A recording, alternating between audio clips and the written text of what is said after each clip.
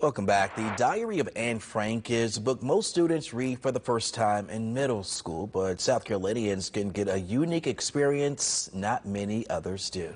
You can step inside of Anne's world, learning the realities of being a young Jewish girl during the Holocaust.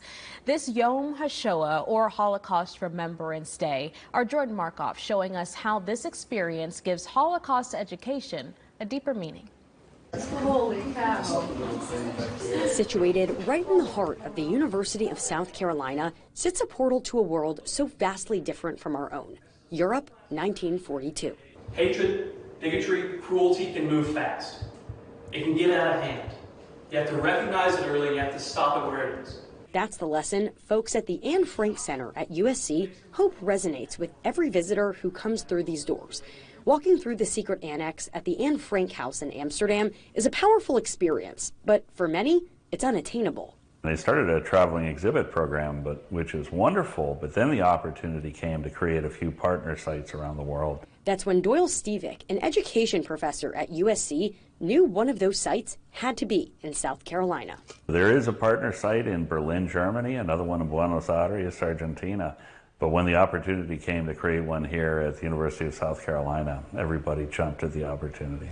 Today, this center at USC is the only official partner of the Anne Frank House in North America. Having guided groups through the center since its doors opened in 2021, Stevick has shown countless people through these exhibits. One of the most powerful moments I had here was when we had a group of students who included refugees from Afghanistan. And one of the girls, middle school age, had to leave her country. And when she spoke about Anne Frank, she just teared up. She couldn't speak for a minute and a half. And when she was finally able, she said, she couldn't even go outside and I can. So for her to relate to it in that way was really striking. Joining a group of students from Northside Middle School in West Columbia, we walked in Anne's footsteps. But as the Nazis gained more power, as they opened more concentration camps like Dachau, it got more and more dangerous to speak out. Being around the same age Anne Frank was when she went into hiding, these students were forced to confront a reality starkly different from their own. She has to wear the yellow Star of David on her clothing when she leaves her house to identify herself as Jewish. Her father has to take his name off his business. He can't own it anymore. From learning why the rise in anti-Semitism caused the Franks to move from Germany to the Netherlands and ultimately into hiding, to stepping into the tight confines of the secret annex, they got a bitter taste of the Franks' grim reality. They couldn't risk anybody walking along the streets, looking up, seeing people moving around where they shouldn't be. Shock and disbelief to see that Anne lived in a slim, cramped room fitting not much more than 2 beds and a desk. And she had to try to sort out a world where her government was trying to find her and kill her. That's not something we can relate to, but she as a human being is so relatable. When we read the diary, the kind of personal feeling we get for her and everything she shares is probably as well as we get to know anybody in our real lives. Students Isaiah McClendon and Alyssa Bullis say reading the diary of Anne Frank was one thing, but seeing the center in person put it all in perspective. When you're reading it, you wouldn't think of it as being that bad, but like when you get there and you see how small it actually is, it's crazy. I feel like whenever people talk to me about it, I get chills just from thinking of what happened. The reality that for 2 years, Anne didn't feel the touch of sun on her skin, the freedom of fresh air, or the joy of laughter.